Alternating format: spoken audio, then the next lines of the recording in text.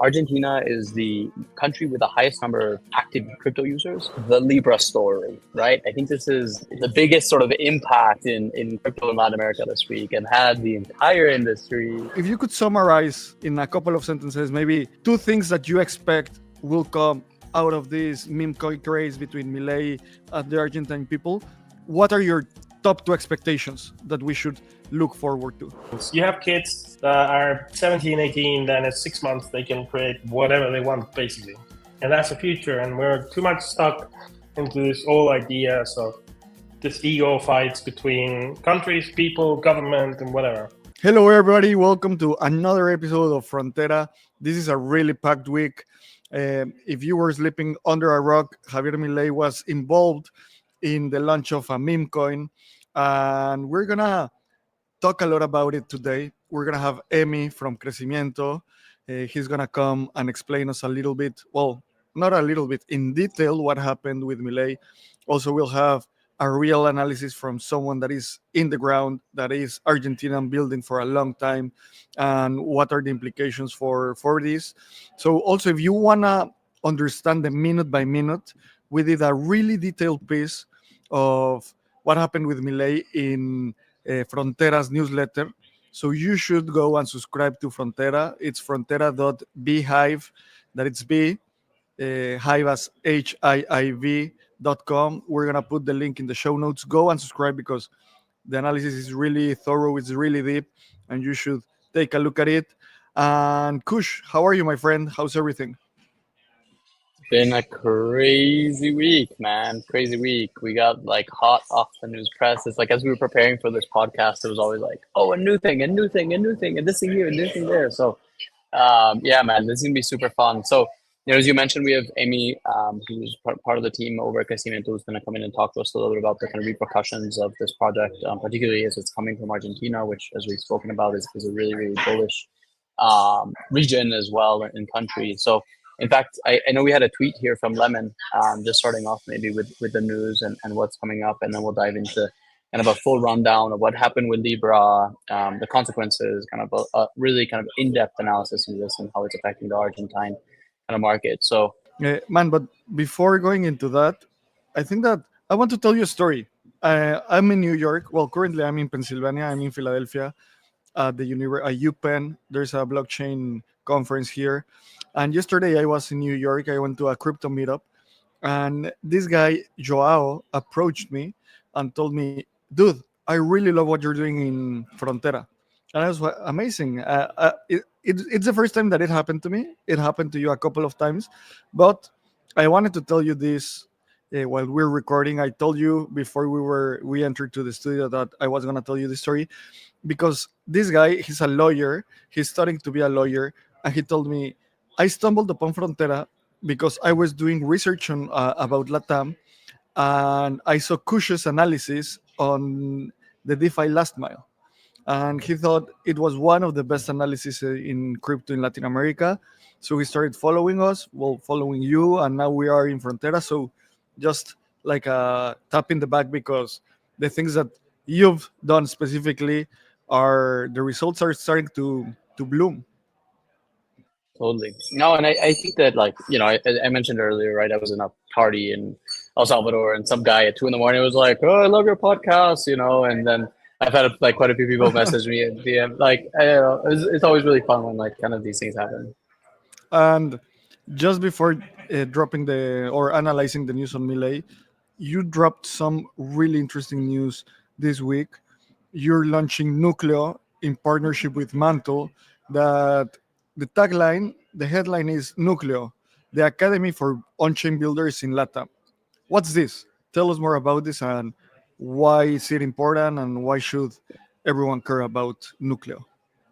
Yeah, so Nucleo is an early stage developer program that is centered on onboarding Web2 developers into Web3, right? So what are we seeing? Basically, as a consequence of us running this accelerator and a lot of our builder activations, something we've observed is that there is a big, big problem when it comes to pipeline with regards to how developers come into the ecosystem, right? And oftentimes the developers that go through hackathons and so forth that are in crypto from Latin America, it oftentimes ends up being like the same 100 people that just get like sort of recycled through and they hackathon hop, right? That's good that we can activate that developer set, and it would be better if we could onboard net new developers in the ecosystem. So that's the whole premise of this program. We're going to be training 50 developers, have very big focus on kind of people who are Web2 developers in university. And then at the end of the program, for everyone who finishes, we have a hackathon with $10,000 in bounties and prizes as well. So it's sort of the incentive for people to keep participating.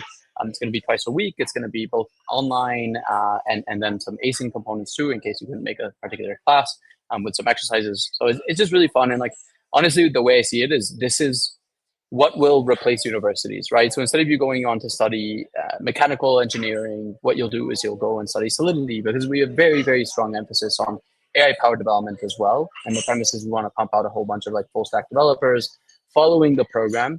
Our intention is for people to either get an internship at a big Web3 protocol, go on to found something of their own as well, right? Through which an incubation program will be really complete.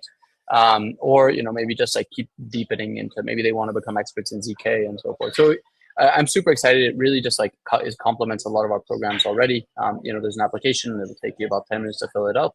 But yeah, super exciting. And we've got a whole bunch of awesome partners on board, including Espacio Crypto and Frontera. So no, really excited. And just to jump back really quickly to what you were sharing earlier on, I think like the fruits of the labor, I think this is something that we've also just like collectively, and why it just made so much sense for us to partner on creating Frontera and everything we're producing, is because you guys also have like a really strong community. You guys produce really, I think, the highest quality content in the space. And again, it's all about building bridges, right? So yeah, man, stoked, grateful to be on this journey with you all. We're also going to be hanging out a lot together in Denver in about a few days' time. So looking forward to that and making more magic happen. Yeah, let's do the second in real life podcast of Frontera. Also, I think that it'll be really cool to invite a couple of people to record some episodes. So expect more content on us and everything that's coming. And also, I really like this approach that it's not like an open academy. It's something that it's really targeted for specific builders. So they need to apply. I recommend everyone going and reading this specific press release that the Odisea team launched. We're gonna put it also in the show notes. And I think that after building some time in Latam, we all come to the same conclusion. There's a lot of enthusiastic community, and we need to help hackers become founders and bring hackers from Web2 to basically solve problems. We shouldn't care about technology. We shouldn't care about which network they're deploying on. They should be building the best solutions. So yeah, pretty excited. Congrats on this launch. Also, another step of the Mantle team, that they have a really strong presence in Latin America. And okay, so let's deep dive into the news, man. I think that you're the best, between you and me. You're the best one to tell the story about what happened, what's happening in Argentina. So kick it off with this tweet of Lemon that I find fascinating. Yeah, so the Lemon team recently posted this tweet that said, Bitcoin is the way, and Argentina is the capital of crypto. So Argentina is the country with the highest number of active crypto users, and primarily the country with the highest volume of crypto received, right? So 4 out of every 10 people that open an app in crypto app in Latin America are from Argentina. So 7.3% of the Latin American population is Argentine, yet 22% of the volume received is in Argentina. And there are 39% of active sessions that happen in Argentina as well. So again, I think it just speaks to kind of the value that Argentina brings to the table. We're going to get into Argentina in just a moment. I think this was to some extent like a response to everything that's been going on in the Argentine landscape. But yeah, there's this great report that Lemon just posted recently. So, I'm looking forward to diving into that and being able to share insights on what they shared there. Yeah, I think that the reports that Lemon publishes are some of the best ones in the region. And something that I really like about them is that they are leading the industry in Argentina. They're not a follower wallet or a follower product. And this is an example of this. They are doing this research, publishing it. And you and I both have published different reports about Latin America. And we know how hard is doing quality research. You need to have good insights. You also need to have good design. You need to have the ability to compress complex information into smaller pieces. So congrats to the Lemon team. You should go and analyze it. It's lemon.me/reporte crypto 2024.pdf. Also, we're going to put this link in the show notes. We're going to analyze it thoroughly for the next Frontera. So then again, subscribe to our newsletter to get all this news. Yeah. So just some quick data. There are 3.3 million users of, I assume, Lemon in Argentina. And this is Peru, and it grew 46% in 1 year. I mean, every startup wants those numbers. They're crushing it. So which are the main topics that you find interesting? Because I mean, Argentina is the leader of crypto in Latin America, and then Milei comes and launches a meme coin. Yeah, I mean, I think it's all about like real use cases and how people are actually using crypto. So, in fact, another this last week with the Ethereum Foundation, I shared a post that basically walked through some use cases for crypto. And in that report, I actually mentioned Lemon and all the great work that they're doing. It was really great to get like that because it was ironically the same day that.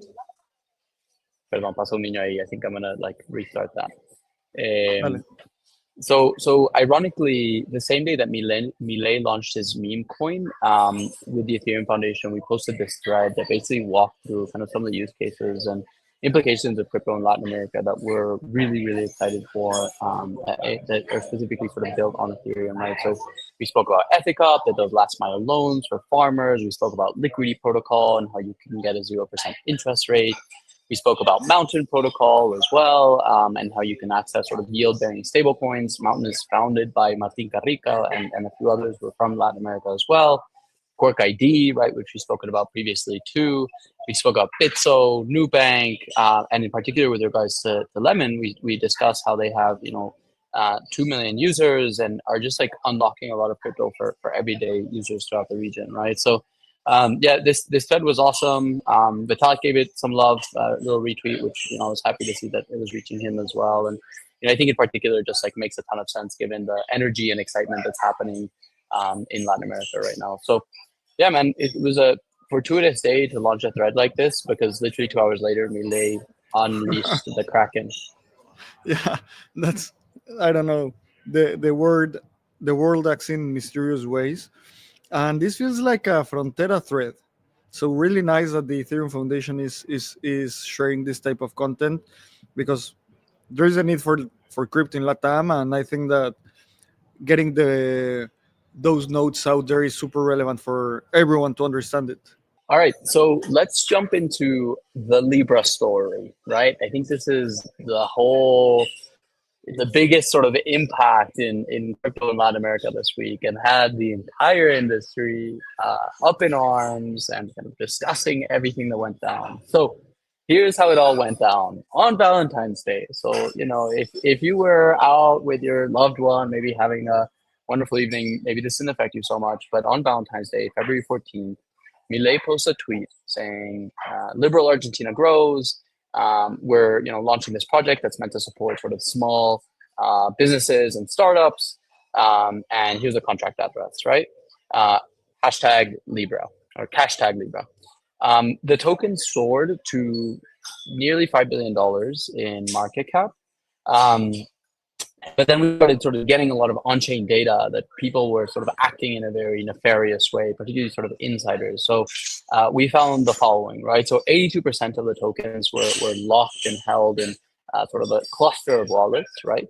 And then those wallets were selling heavily. So they ended up in total cashing out $107 million. And that's an aggregate of both liquidity providing, so single-sided liquidity provision, fees earned on trading as well. And very soon the token plummeted by 96%, right? So it lost a substantial amount of value. What ensued and resulted from this, I think, is like just really, really, really fascinating, right? So how did this all come to be? And Milei then shortly afterwards posted a tweet and said, I posted this tweet. I had no idea what was going on. This is a private enterprise. I had nothing to do with this. And, you know, we're going to go after the people that sort of convinced us to launch this project. So the question is, well, then if it wasn't Milei, who the hell did this, right? It turns out that ultimately, this all goes back to this conference that happened a few months ago called Tech Forum, where people basically got access to Milei, and in particular two groups, Kip Protocol and Kelsier Ventures, two seemingly unknown groups. When actually, interestingly enough, you and I, we discussed this very random photo of Milei took a selfie with this random guy. Yes, we spoke about this like a month ago when we're like, hey, you know, why is Milei meeting with this random dude, right? And it turns out they were sort of preparing for the launch of this project. This guy is Hayden Davis from Kelsier Ventures, who apparently was managing a lot of the kind of token sales and so forth. And Kip Protocol was designing a lot of the launch itself and what was actually going to happen with the LIBRA, the project, et cetera, right? So what's nefarious about the situation is the following. The number of assets that were sold and retail was functionally dumped on.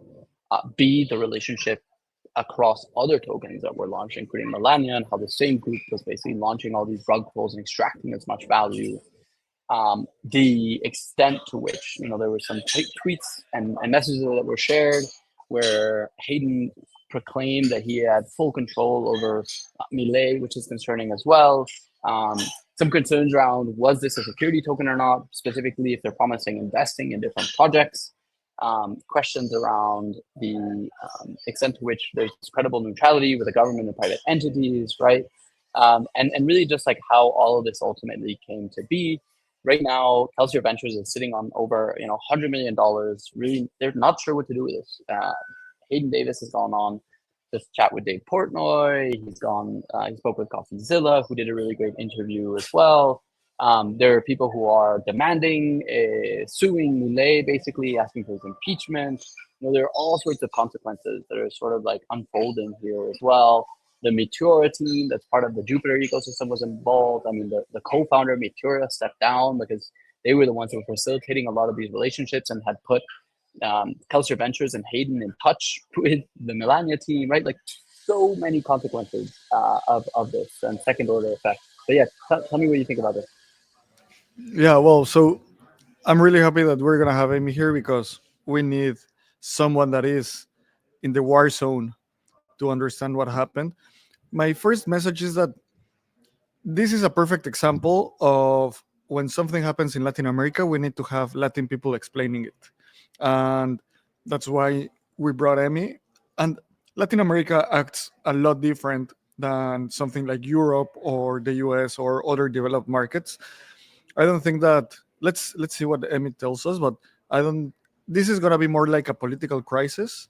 I don't think it'll scale to a level of impeachment or something like that. It could, but I don't see that happening here in Latam. And also, man, this is so sad because Milei is copying Trump, and instead of I don't know defining crypto and AISR, he launched a meme coin. I mean, instead of going all the way and trying to do good regulation, he basically go the grifter way. And I think that that's a really, really important part of the story. And also something really relevant is how, like, when you understand Doge in the US and you see how they relate or how they express of Milei, I think that Milei was an inspiration for Doge because of this chainsaw way of running the government and cutting government spending. And then maybe Milei thought of, okay, if Donald Trump is doing a meme coin, I'll do the same, but in a stupid way. And he was really badly advised. I think that this was a key message. We know that during Crecimiento, a lot of the team tried to have a meeting between Milei and Crecimiento team and also Milei and Vitalik, and he didn't want it to. He instead decided to go with grifters. So that's really alarming. And so Emmy's here. Let's bring it on to listen to basically what happened. All right. So we've now got Emmy up here on stage. Emmy is a part of the Crecimiento team. Emmy, super happy to have you here. Hi everyone, how's it going? Thank you, Kush. Thank you, AB, everyone. Yeah, I mean, I'm not gonna lie. This is the most Netflix series style of weekend I've ever had so far, and I've been in this industry for a long time. You know, I was from 2013 or something, so I lived through the Roger Veres, the the Mount Gox, the everything. But this has touched personally because I was so involved in the whole situation, right? And yeah, in a way, I guess I was listening to you talk before. It's like I'll give you my perspective of what I think happened, and from that, I want to reiterate that it's generally just my perspective. I don't speak for Crecimiento. I'm currently not one of the leads in Crecimiento. That movement is completely like autonomous at the moment. So around like when we started doing the pop-up, it was a huge rally, and you look at Milei, libertarian person, talking about the competition of currencies, and he would engage with the community, and at some point, you start thinking a lot of things. It's like, all right, like the IMF is not necessarily very pro crypto, so it makes sense that president wouldn't want to talk about crypto necessarily, but it wouldn't put like dampers or like it wouldn't create problems for the industry to keep flourishing. Because maybe that was the case. Like there was a lot of like maybe this is the case, and then the Tech Forum conference appears out of nowhere with people that is not known in the ecosystem, and it's like, all right, we're going to do a conference, and the only two approved candidates that we have that are going to speak are like Milei and someone else. And everything sounded weird, and but it makes sense, It's like the president has his own team. He's approached by different candidates, different people to create this conference. So we, at the time, which I was leading Crecimientos, we approached the conference and say we want to participate. We're working on sandbox legislation. We're working on a potential digital economic zone. So it'll be great to be able to present. And then, like, I think so that happened. It didn't. I remember having like Charles Hoskinson being there in the conference, and I know at the time, like everyone was talking about how he was annoyed that he wasn't able to meet the president, and like a number of things. I just felt like it was people from the outside, like outsiders, creating a conference to talk about crypto and AI, and you could feel that. So during the conference, like the person that spoke right before the president, Milei, was the KIP guy.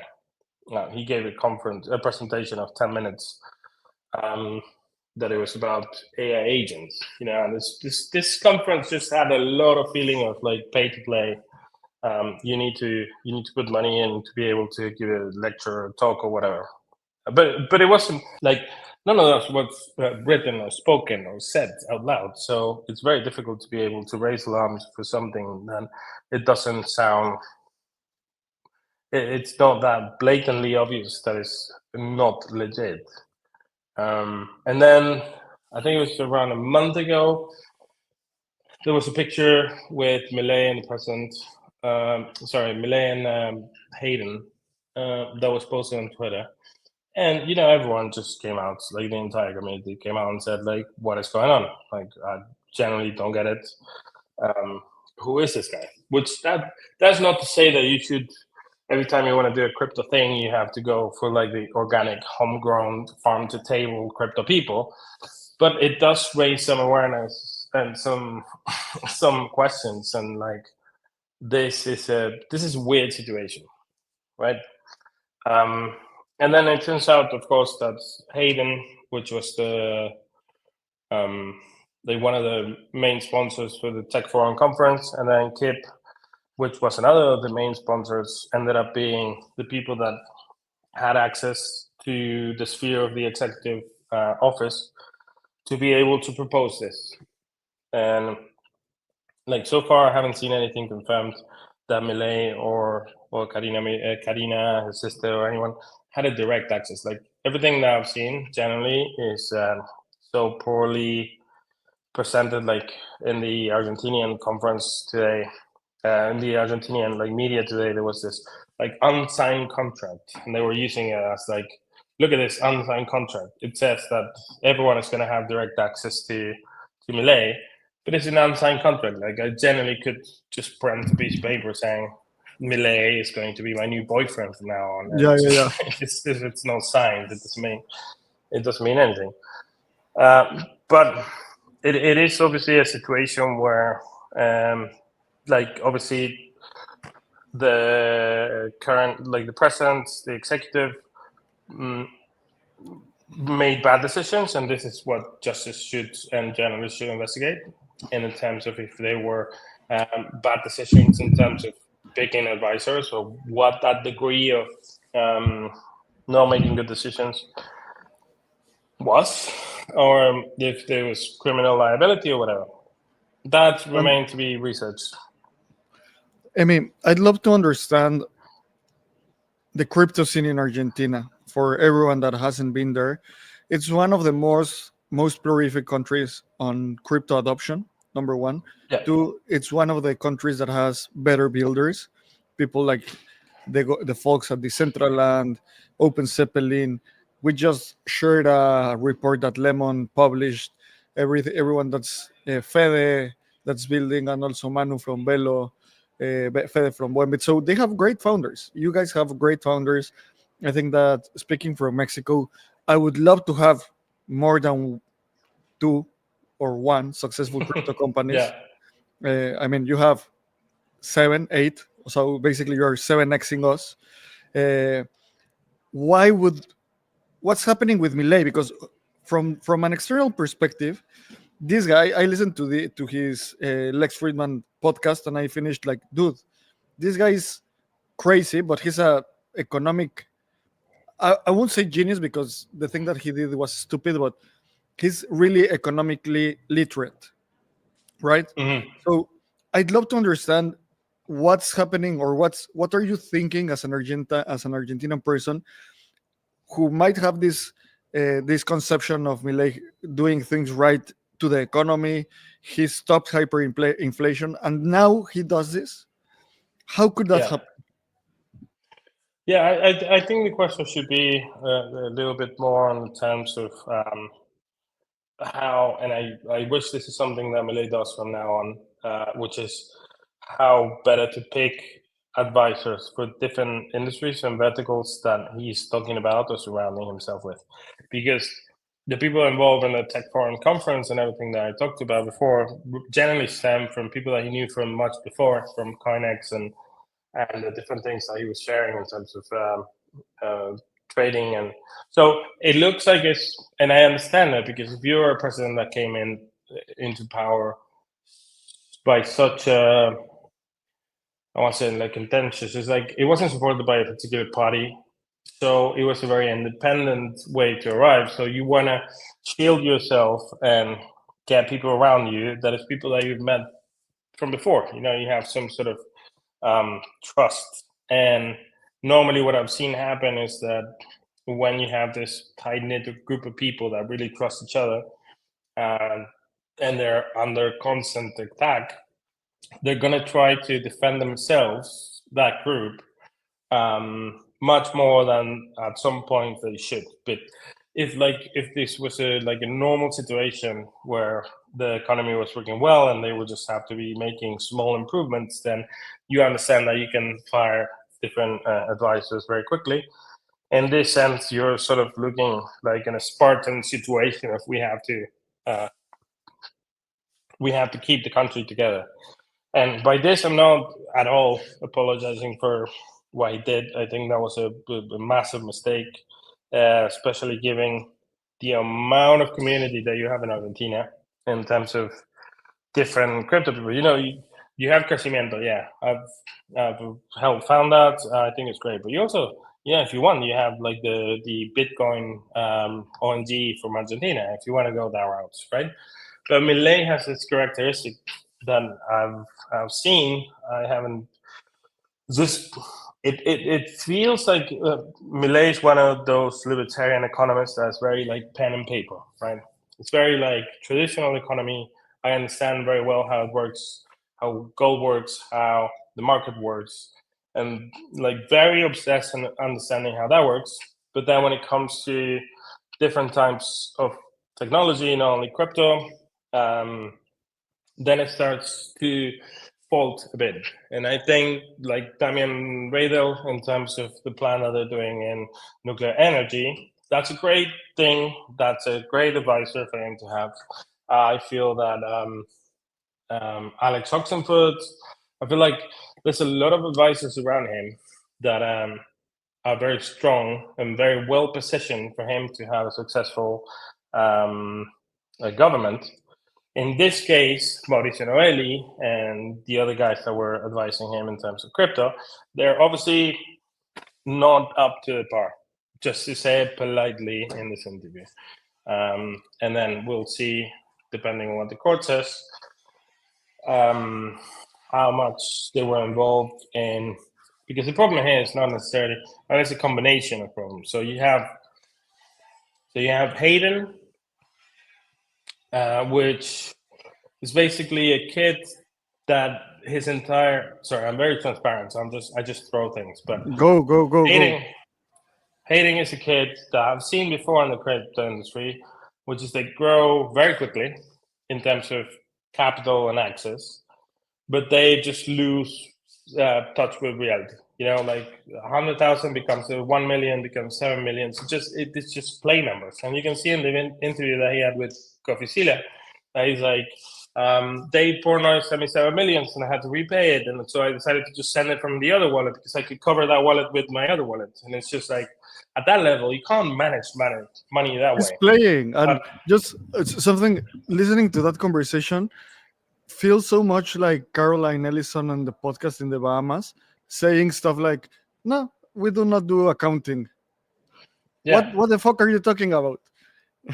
Yeah. It's like Elizabeth Holmes with the blood thing. If you listen to the interview carefully, you can see that every time someone asks him a question, he's all about, we just have to figure out the sniping thing. So in his mind, there's no problems. It's not like he's meddling with the Argentinian economy. It's just that the sniping thing is not working. And when I fix that, everything is going to work, right? But that, that power that Hayden is sort of receiving, it's also coming from other people, from people that are backing him, either being moneymakers or different protocols or different companies that are saying, all right, the US President, Donald Trump, launched a meme coin. And he did it smartly, I'll add, because he did it 2 days before his candidacy was, he became actual president.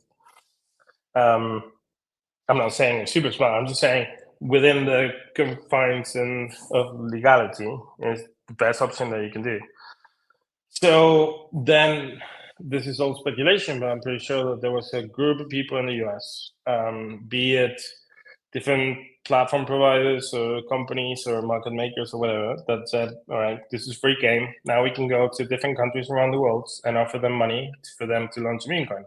And Latin America just makes sense. It's close by. So, you've seen that number floating around for 5 million or 2 million or whatever they're offering, Kanye West. And it's like, all right, so that's an infrastructure as well. And Hayden is going to be the fall guy. And if he actually did kill himself, which I've seen reported recently, it's a very sad thing. And I could see it in the interview that it was like someone at the end of the rope.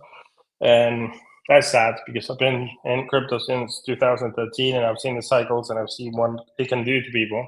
But it's not just him. It's like an infrastructure saying, all right, we're going to go and offer this product to whoever wants to take it. That was my question. I mean, like, I'm curious because what comes from here, right? Is and this is a question on two fronts. Like, what happens with Milei politically? Like, do you see that there's a high likelihood of any political consequence being derived from this? I've heard from quite a few Argentine colleagues and friends that likely not necessarily much. I have seen some lawsuits flying around, but I'm just curious, like, politically, does anything change for Milei? My second question is, how does the builder landscape change, if indeed DevConnect does happen in Argentina, which we've been talking about for some time here on the show as well, like what happens there. But yeah, walk us through kind of like the future of Argentina, given the implications of this whole scandal.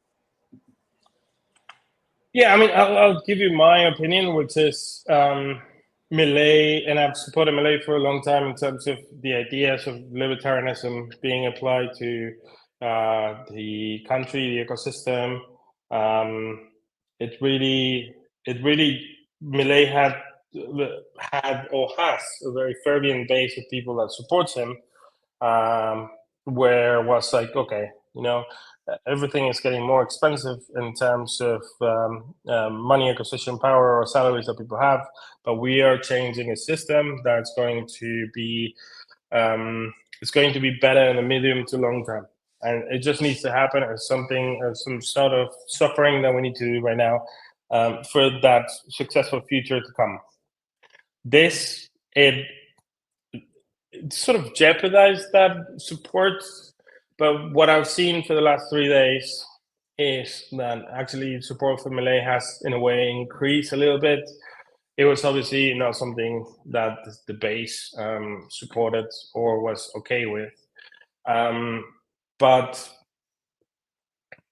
it's like the feeling is, all right, if this government were to fail for some reason, it should be because of the economic policies and everything that they're putting in place are wrong, or they're right, or whatever. But it shouldn't be because a meme coin, which maybe if like meme coins were much more part of the Argentinian day-to-day, that would have been a different story. But we know that, like Hayden a month ago went back to the US and probably told all the friends, this is going to happen. Milei does a tweet, and there's a bunch of snipers from different parts of the world.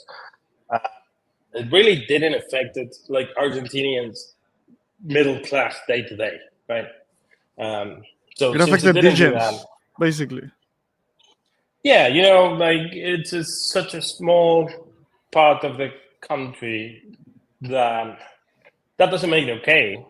Yeah. Again, Claire, I think this is all bad. But I'm just saying that the reaction, I don't think we're going to see a reaction from the country trying to push him out of the government, because simply it doesn't affect their lives, right? And go ahead, sorry. No, yeah, something that I'm thinking is that obviously traditional media is like trying to take this narrative to an extreme, right? International media are talking about impeachment and several things. And before you joined me, I just said that I don't think that will happen. I mean, understanding how Latin America works, I don't think that's. It might be a possibility, but I don't see it happening. No, I don't think it's going to happen. I mean, in one sense, like Trump launching a meme coin also gave a lot of opening to what is wrong.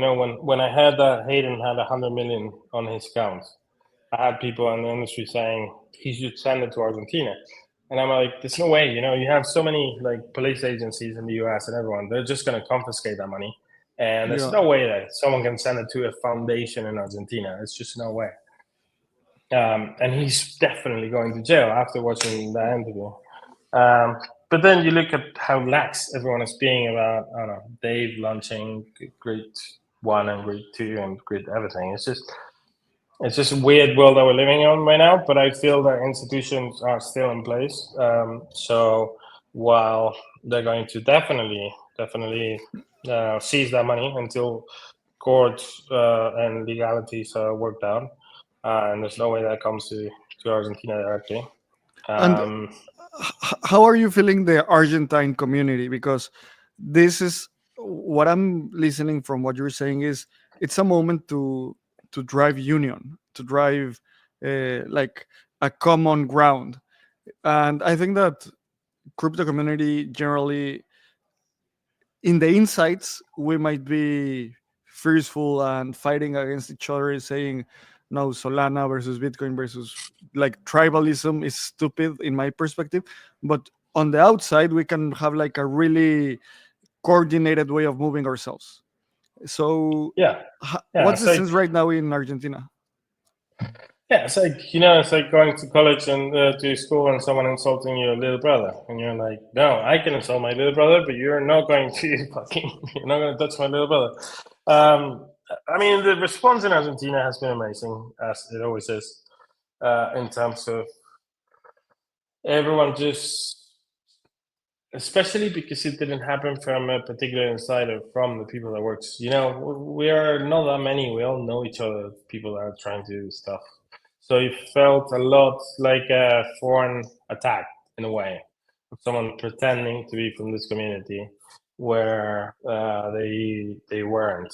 So it's all been about different conversations on how to be able to support. Like the first thing that came out is like we need to do like an open source course for everyone in Argentina that wants to take it to be able to learn about crypto and to be able to recognize what are obvious scams and what are positive things. And then like it was presented a bit this idea of doing like an approach towards the government as a community, but those are not necessarily always a good thing. It just stagnates, and you have this balance where you're like, all right, you don't want to have like really bad advisors to the president being able to say whatever they want, but also you don't want to become this group industry that they become like the ones saying what is correct.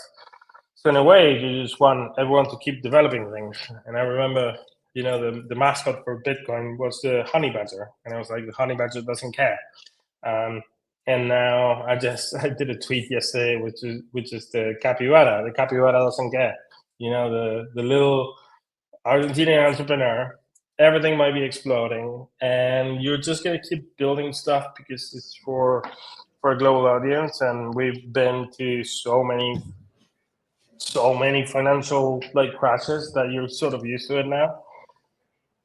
And now the sentiment that I was feeling Friday, Sunday now is completely swapped to an extra positive and support the builders sort of thing. Yeah, So that's I don't know, this image of hundreds of thousands of people in the obelisco celebrating the World Cup comes to my mind because I love my Argentine friends and they are really critical about their country, but there are specific things that unite Argentinians from my perspective, like obviously football.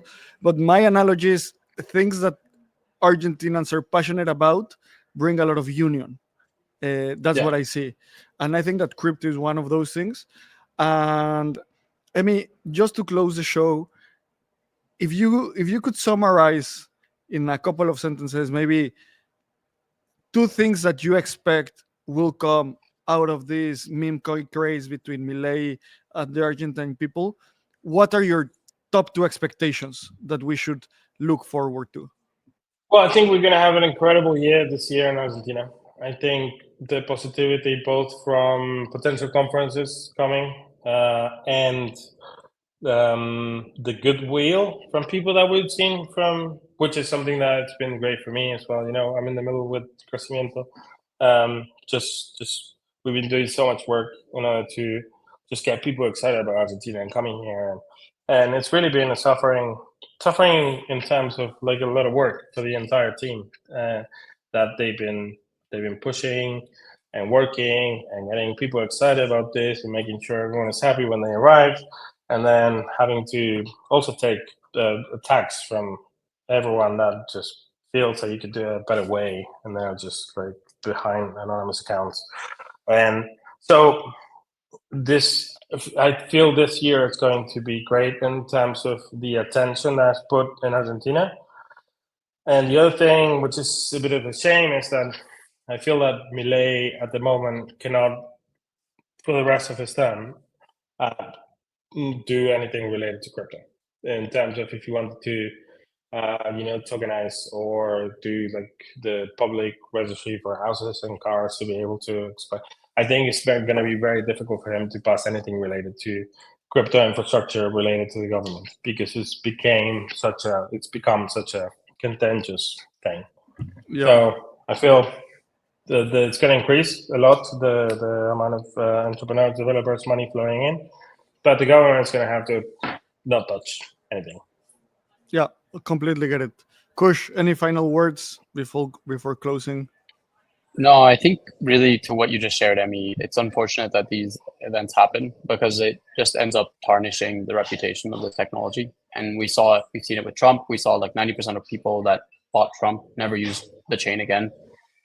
Likely anyone who bought LIBRA was really excited that the president was launching a project, or just seeing the mess that was coming from this. But I think, all it takes is like one bad drop of water to poison the bucket. And it's unfortunate.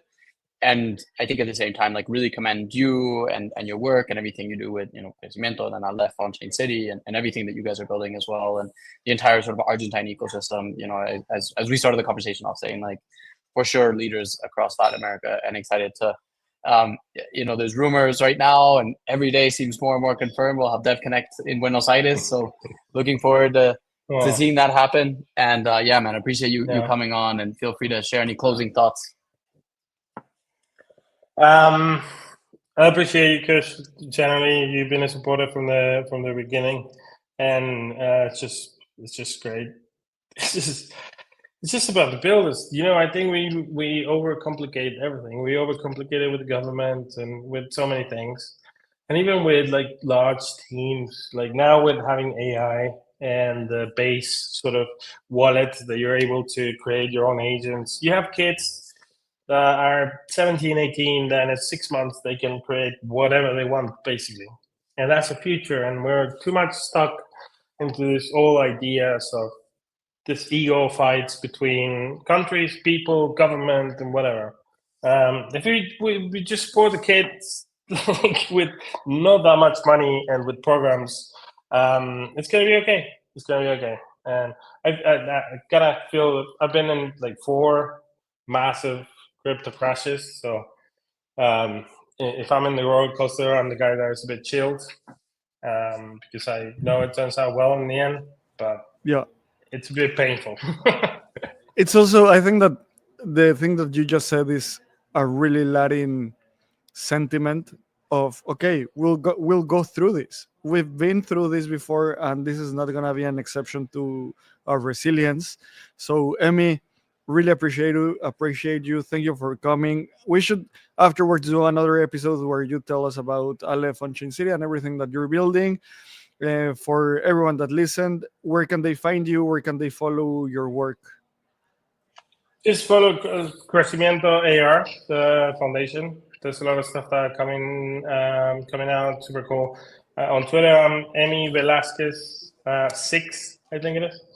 I'm not normally a very public person, but and I don't do interviews, so Amazing. This has been yeah. This has been Appreciate nice. you joining us. I don't like it. Man. Yeah, that's really amazing. Thank you for having me. Thank you for coming. Subscribe to the newsletter. Remember that if your president launches a meme coin, be suspicious about it. And see you next time. Thank you.